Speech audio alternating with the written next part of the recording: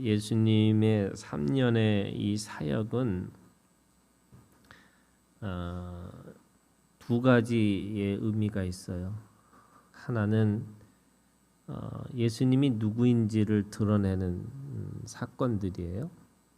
그래서 하나님의 아들이심을 사람들에게 나타내는 거지만 특별히 제자들을 가르치시는 거예요. 제자들에게 예수님이 누군가, 그것은 예수님이 하나님이신 것을 깨닫게 하는 거죠. 그래서 이 마태, 마가, 누가, 요한 이 네 가지 복음서, 다시 말해서 예수님의 사역의 이야기가 복음서 이야기잖아요.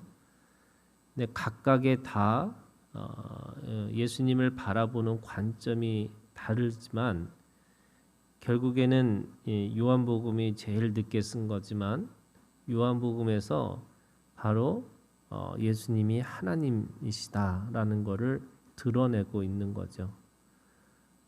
그 하나님의 아들이 어떤 모습으로 왔느냐?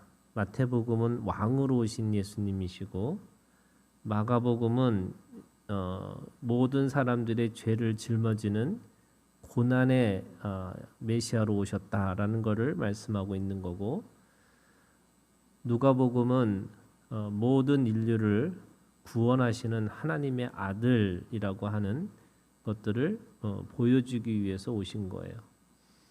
그러니까 모든 사건은 기적이죠.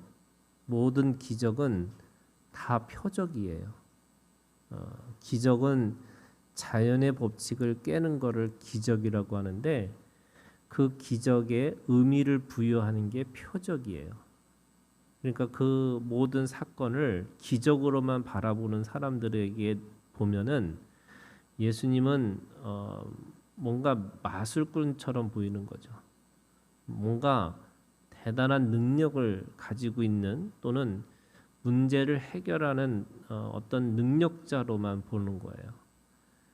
그러다 보니까 그 3년 내내 무리들은 또 백성들은 그 예수님을 바라보면서 대단하다 또는 뭔가 있는 분이구나 이 정도로 아는 거고, 제자들은 이분이 바로 하나님이시구나, 하나님의 아들이시구나 이거를 깨닫게 해주기 위해서 모든 사건들을 드러내 주시는 거죠.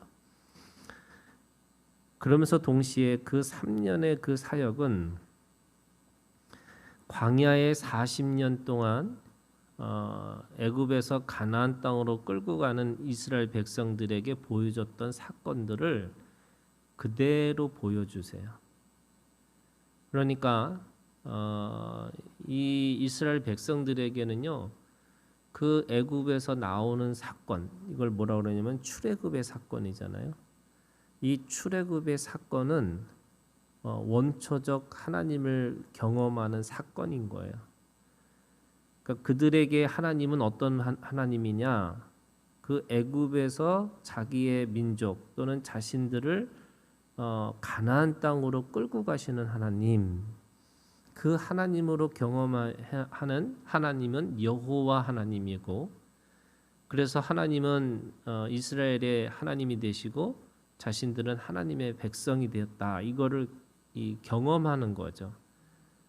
지금 이 45절에 예수께서 즉시 이렇게 돼 있어요.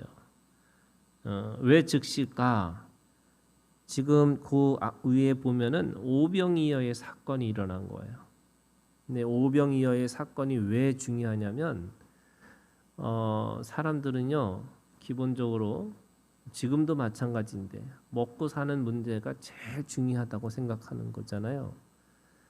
그러니까 우리가 먹고 사는 문제를 해결하는 사람은 모든 삶의 구원자처럼 느껴지는 거예요.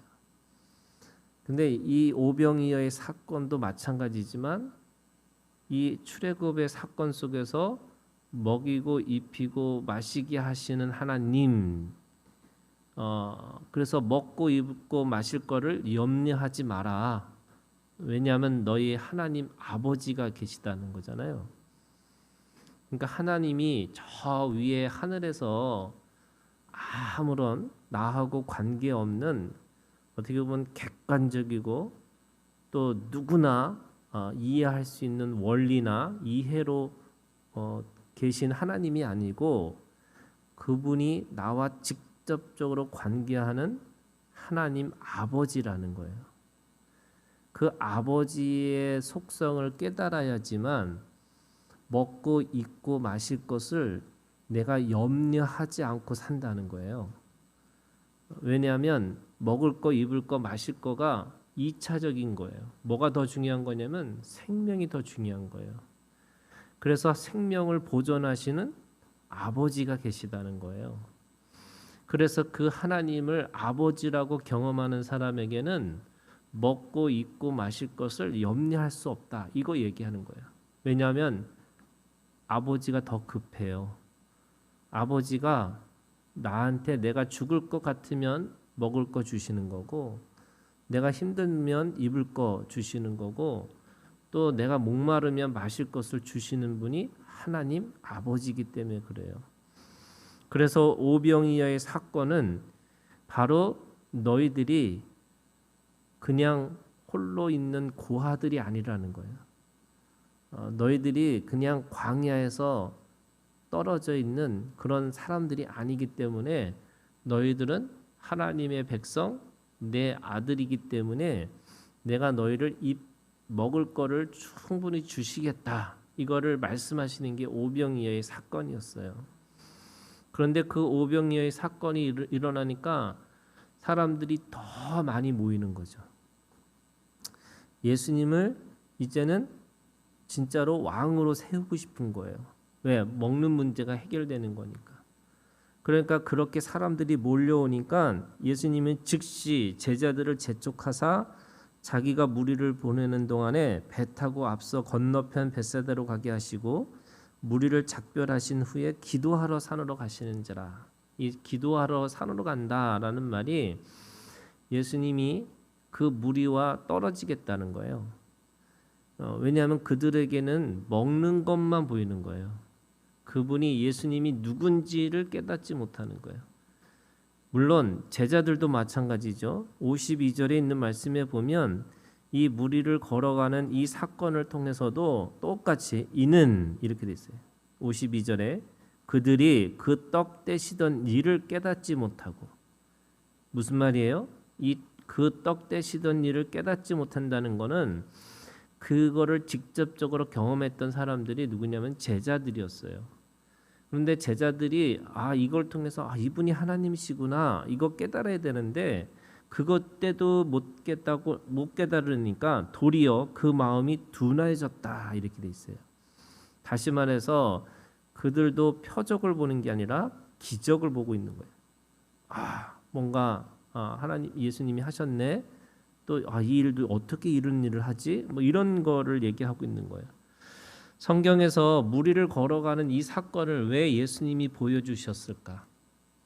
원래는 하나님은 자연이 먼저예요. 기적이 먼저가 아니에요. 무슨 말이냐면 기적을 자꾸 베풀면 자연이 되는 거고 자연의 법칙을 깨는 게 기적이잖아요. 근데 왜 예수님은 모든 사람이 배를 타고 갔을 때 그 무리를 걸어가셨을까? 왜 이 사건을 보여주셨을까라고 생각해 보면 이 사건도 홍해의 사건, 요단강의 사건, 유리바다의 사건을 보여주시는 거예요. 그래서 그들에게 예수님이 누구인지를 나타나고 있는 거죠. 이분이 그냥 어떤 이 문제를 해결하는 해결사도 아니고 능력자도 아니고 요술하는 어떤 마술꾼도 아니고 이분이 하나님이시구나. 이거를 깨닫게 하시는 거예요. 성경에서 바다는 모든 세상을 상징하고 있어요. 그래서 그 바다라고 하는 그 의미가 이 성경적에서는 이게 어떻게 보면 바다의 이미지가 이 하나님의 하늘과 대적되는 것이 땅이 아니고요. 원래 바다예요. 그래서 이 바다라는 게 모든 사람들에게서 가로막고 있는 또는 세상의 사람들을 하나님으로부터 가지 못하게 하는 세상적인 요소들이 다 바다의 의미가 있어요. 그런데 그 바다에 홍해를 건너갈 때 하나님이 너는 가만히 있고 내가 너희 하나님됨을 알지어다 하면서 그 바다를 이 양쪽을 이렇게 갈라 놓으신 거잖아요. 바다를 갈라 놓으신 거예요. 그러니까 이 세상에 가지고 있는 모든 세상적인 요소가 다 하나님의 복종 가운데 있다는 거예요. 그래서 너는 가만히 있고 내가 하나님됨을 알아. 이게 홍해를 건너가는 사건이잖아요. 두 번째 요단강은 흐르는 물을 그 법궤를 든 사람들이 그 물을 밟는 순간에 그 물이 멈춰서 물이 계속 쌓이는 거예요. 그러니까 홍해는 갈라지는 거고 요단강은 쌓이는 거예요. 물이. 그건 뭐냐면 무리를 걸어 건너가는 두 번째의 능력 중에 하나가 무리를 밟아야 되는 거예요. 물을 밟아야 되는 능력이 있는 거예요. 너는 가만히 있어라는 그 홍해를 건너라는 요소가 있다면 두 번째는 이제는 그 말씀을 따라서 내가 세상을 밟을 수 있는 능력이 있어야 되는 게 이 요단강이에요. 그런데 제일 중요한 거는 유리바다예요. 요한계시록에 있는 말씀에 유리바다가 있는데 이 유리바다라는 건 뭐냐면 세상에 가지고 있는 모든 요소들이지만 결국 그 유리바다를 어떻게 하냐면 유리바다를 건너간다는 거예요. 누가? 믿음의 사람들이. 그러니까 그 걸어간다는 뜻이 어떤 의미가 있냐면 창세기 1장 2절에 있는 말씀이에요. 여러분 창세기 1장 2절에 있는 말씀을 한번 보시면 1장 2절 땅이 혼돈하고 공허하며 흑암이 깊음 위에 있고 하나님의 영은 수면 위에 운행하시니라 이렇게 돼 있어요. 하나님의 영은 수면 위 이게 유리바다를 건너시는 하나님의 운행하심이에요. 근데 이 운행하심이라는 게 뭐냐면 갈라지고 밟아야 되는 세상이 사실은 유리바다라는 게 뭐냐면 결국 세상도 구원받아야 된다는 거예요. 아무리 악한 존재도 마지막에 하나님 앞에 돌아올 수 있는 기회를 주시는 거예요. 그래서 세상적인 요소들, 그 요소들조차도 품고 살아가는 거예요. 그게 원수를 사랑하라는 뜻이에요. 그게 뭐냐면 그 물 위를 운행하시는 게 닭이 이 새가 알을 품고 있는 모습이 운행하신다는 표현이 있어요. 그 알을 품고 있는 거예요. 그러니까 세상을 내치고 세상이 지옥이고 세상이 나쁘고 세상은 악하고 이게 아니고요. 그 악함을 품어서 선으로 바꾸는 역사를 유리바다 위로 올라간다는 뜻의 의미가 있어요. 자, 그러면 이게 무슨 말이냐? 예수님이 물 위로 가시잖아요. 지나가시는 거예요. 이 물 위를 건너가시는 것은 뭐냐면 세상을 구원하러 오신 예수님이에요. 세상을 품고 운행하시는 하나님의 모습을 보여주고 있는 거예요. 누구에게? 제자들에게. 하나님은 이 세상에 우리에게 심판하러 오시는 하나님이 아니고 이 세상을 품고 운행하시면서 그 속에서 하나님 앞에 돌아올 자들을 돌아오게 만드시는 하나님의 역사를 보여주는 사건이 물 위를 걸어가는 거예요. 그래서 그 물 위를 걸어가는데 제자들은 뭘 보냐면 49절에 제자들이 그가 바다 위로 걸어오심을 보고 유령인가 하여 이렇게 됐어요. 유령인가. 그러니까 다시 말해서 그들은 그거를 귀신들만 하는 일이라고 생각하는 거예요. 그러니까 악한 존재들, 이게 유령이잖아요. 그러니까 악한 존재들이 할 수 있는 능력이라고 생각하는 거예요. 그런데 우리가 믿는 거는 선신과 악신이 싸우는 게 아니에요. 하나님은 선하시고 악마는 마귀는 나쁘고 이거가 아니고요.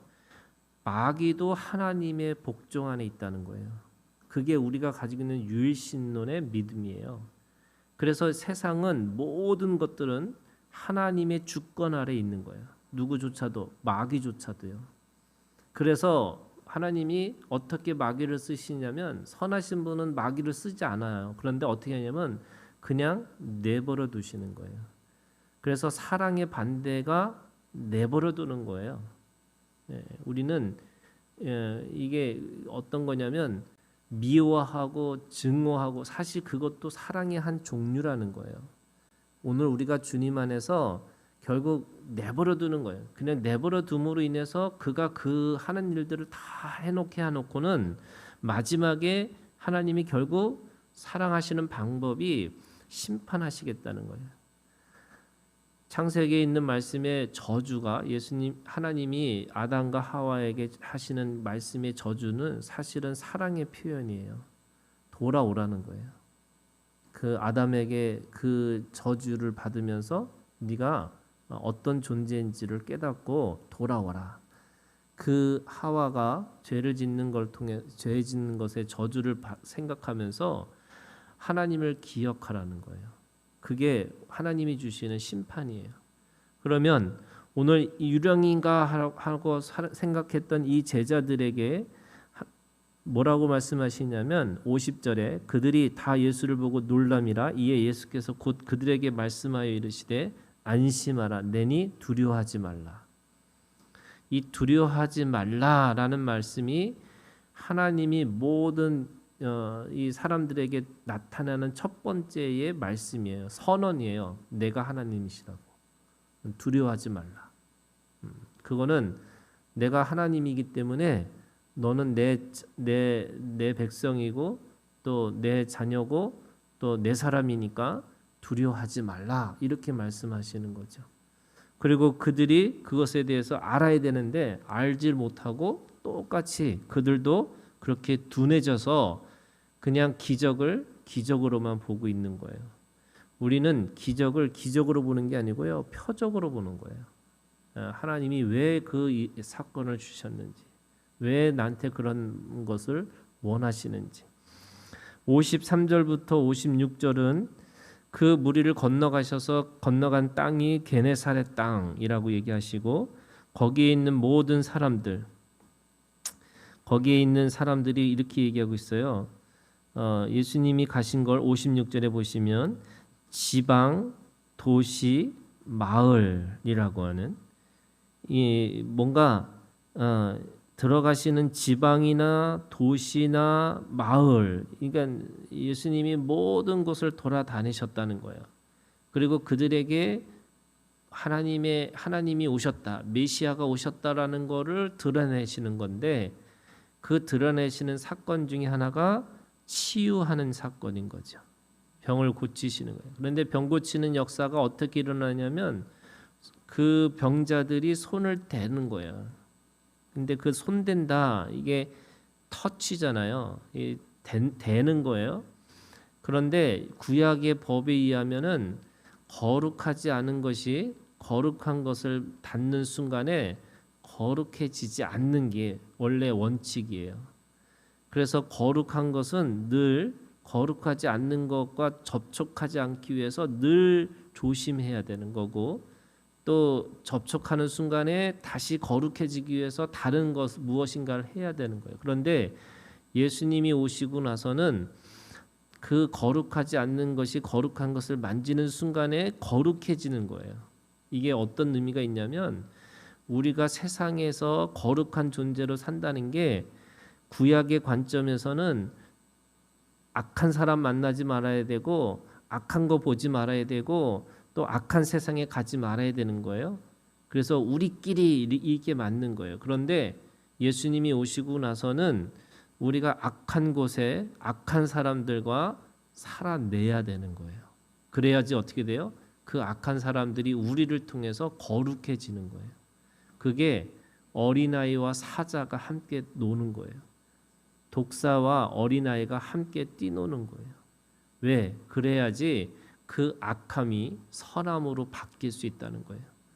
이게 누가 주도권을 갖고 있느냐, 이 믿음이 없으면요, 우리는 세상에서 고립돼서 살아야 되는 거예요. 그런데 하나님은 우리에게 거룩한 것이 거룩하지 않는 것과 만나서 그 거룩하지 않는 것을 거룩한 것으로 바꾸라. 이것이 오늘 우리에게 주시는 말씀이에요. 그래서 오늘 그 병자들이 손을 대니까 나아요.